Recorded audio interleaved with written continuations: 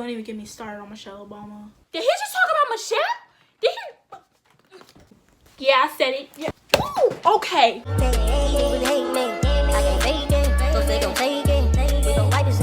Like a baby, tryna play crazy. I show you crazy. She get on top tonight. I'm up, they block tonight. We gon' stop tonight. All right, y'all. Class is in session. Yes, we are. How y'all doing today? You see it? You see it? You know you stink, right? Oh, okay. So we got some animosity in the air. I see y'all. But we gonna keep it cute today. Okay, because why? What are we talking about today? Democrats versus Republicans. Stop criticizing me for my choices, blood. On Crip, you don't want this smoke. On Crip, you don't want this smoke. Okay, so we're gonna start today with why do we choose the parties that we choose, okay? So what is your political ideology? Basically, like the ideas and the beliefs that you coincide with as far as how we run our government, right? So you got two sides usually. You got conservatives or liberals, you know what I'm saying? Now, conservative does not mean Republican and liberal does not mean Democrat, okay? We're gonna get that out of our heads today. Now, conservatives usually coincide with the belief that free market is equal to greater opportunities and greater economic wealth. They believe in strong military, so they usually believe in like sending all of our taxes to build bombs. They really actually don't have a problem with religion being in school. You know what I'm saying? They my Bible thumping homies. Now, social groups usually are the people that I guess you could say flock to one ideology or the other, right? So the social groups that coincide with conservatives are usually Catholics and Christians that are either rich and white or just rich, you know what I'm saying? But we're not gonna make it seem like rich is synonymous with white, because really it could be either or you just rich, period. You know what I'm saying? You a rich Catholic, you a rich Christian, so you probably might be a conservative, especially if you're a male. Liberals actually believe in, like, I don't want to say the exact opposite, but they believe that government should be able to regulate free market or business, I guess you could say. And on top of that, they're actually for the cut in defense spending so that they can use that money to, you know, give it to social programs like welfare and schools and, you know what I'm saying, all that other stuff that helps 90% of everyone else other than, you know what I'm saying, just bombing other countries. But that's neither here nor there. And they believe the best way to reach equality is through government. The social groups that flock to liberal ideology the most are usually marginalized groups, youth, women, and believe it or not, smokers. I knew I liked you, Miss Johnson. I knew I liked you. Why are you here? Who let you in? But y'all remember, more than anything, your economic self-interest is really the biggest determiner of which social group you really fall into. Why? Because, listen, I'm trying to get with the people that's making me the most money, yes or no? Okay, exactly. Now, another determiner of which party gets picked, as far as like whether you're liberal or whether you're conservative or whether you're Democrat or whether you're Republican, is the current political conditions of the country. You know what I'm saying? So what's a really good example of this? Now, we're not gonna take it back to Clinton and Bush and Reagan, you know what I'm saying, because I don't even think I was born nor thought of during that era. So what we're gonna take it back to is more current events like the Obama administration into the Trump administration, okay? Woo! Go Trump!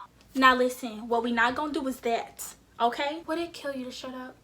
Now, I guess the first question that we have to ask is, well, why did people vote for Obama? After Bush's last term, he left not only us in an economic deficit due to the housing bubble crisis, where basically they had this pyramid scheme where they had everybody buy these houses and like willingly go into debt, and then the whole housing economy just kind of collapsed on itself, and then they bailed out all the banks instead of us. Yeah, that was your Republican president. But 2.5 million jobs were lost, and because a lot of the people who lost their jobs were male, women actually became the workforce or the main people in the workforce, but we were getting paid less than what we were deserved. So it's like, damn, my husband not making no money, I'm barely making any money, and I'm the goddamn breadwinner in the house now. Like, what the fuck? So why did Obama appeal to so many people? Because so many people was not messing with the Republicans. Like, listen, we had your Republican president in the office for 8 years, and he definitely screwed us over. And you know what I'm saying? Like, we just really wasn't represented the way we were supposed to be represented. You know what I'm saying? So they was feeling some type of way. Duh, because Democrats fix everything. Okay, calm down, sis, because ain't nobody even asked for all of that. You know what I'm saying? Anyway, and this worked in Obama's favor because, you know, imagine if you had a president that was telling you, you know what I'm saying? We for the people. You know what I'm saying? I'm for you. I'm for the people. I'm for women's rights. I'm for a better economy. I'm for giving you back your jobs. I'm for bailing you out economically. And on top of that, I'm black. You know what I'm saying? Give me your vote. So what we did, we gave him our vote. Not once, but 2 times, period.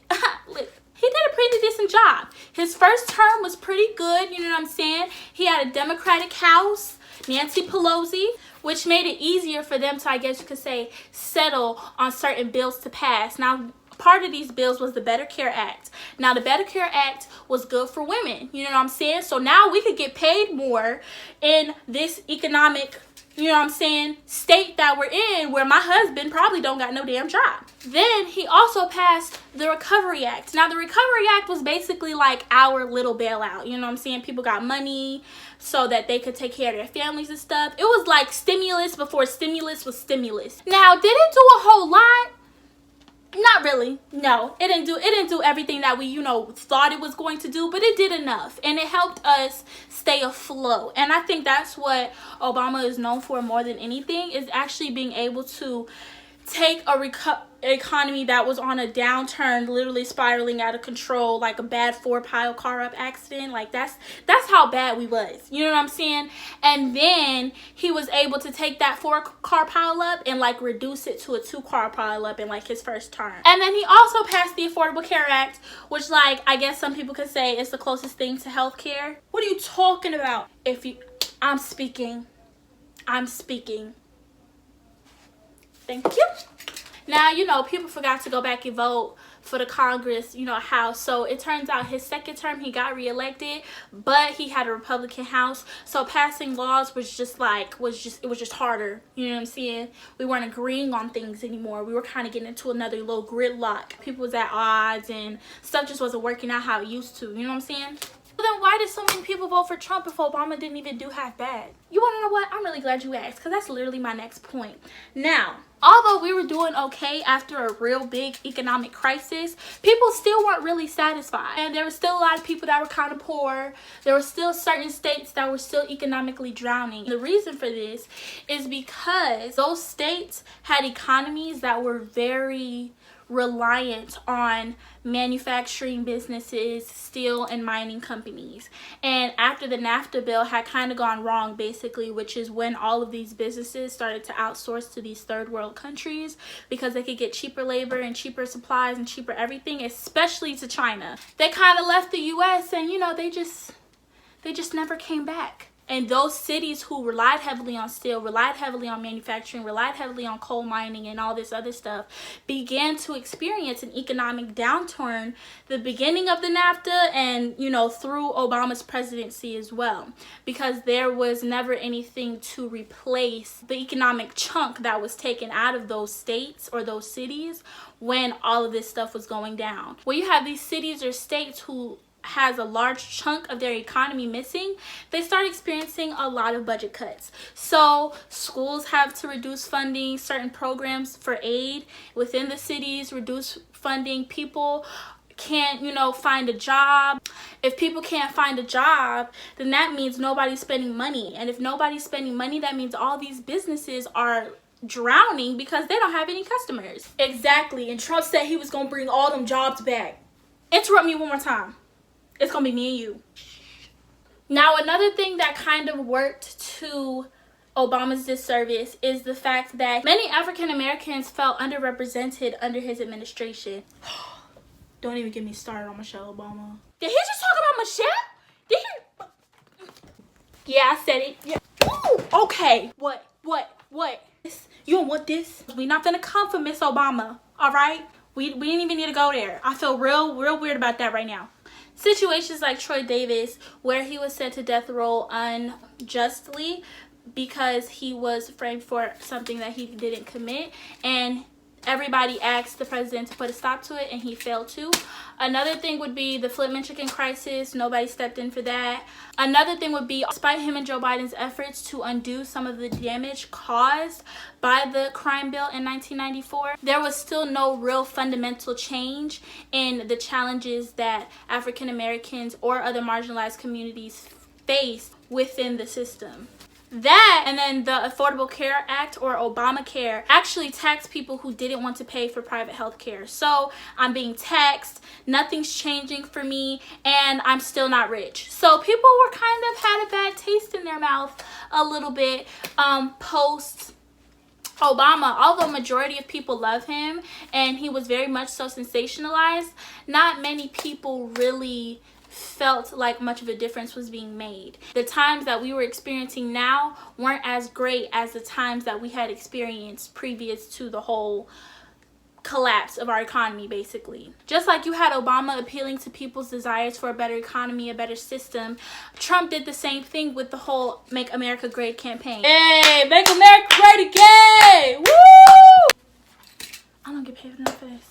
A lot of people believed that they could get better deals with Trump. A businessman running the government would make for a better economy. A lot of African American and marginalized communities also appealed to his beliefs as well, because of the fact that they were experiencing such a lack of integrity in their economy, because they were experiencing such an economic deficit, and this is what helped Trump swing an election. Now, I have a question, and I'm going to turn the debate to y'all. Do y'all think Trump did good for his first term? Of course. What? Everything is wavy on this side, dude. I got tax cuts this year out the wazoo. Name another president that could give me that. Really? Well, I got taxed more because of you. Previous to this president, I could pay my taxes.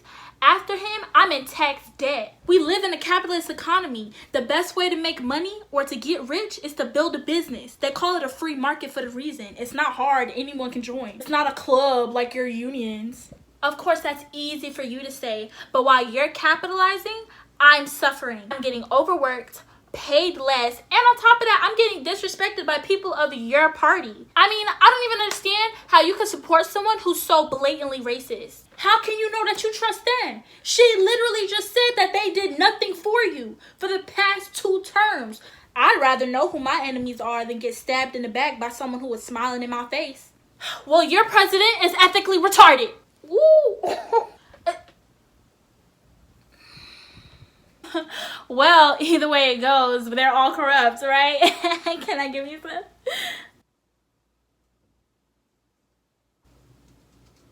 What? Ooh, tough crowd. Class dismissed. I hope y'all enjoyed this video. Hopefully this is under 10 minutes because y'all know how it should be.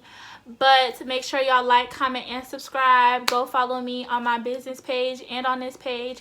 Make sure you share it to anybody who's concerned about the backstory of voting and what it all means and everything like that. And also make sure you go watch part 1 and part 2 previous to this one, because that has a lot of good information in it as well, as far as if our government is corrupt or not and what is really going on.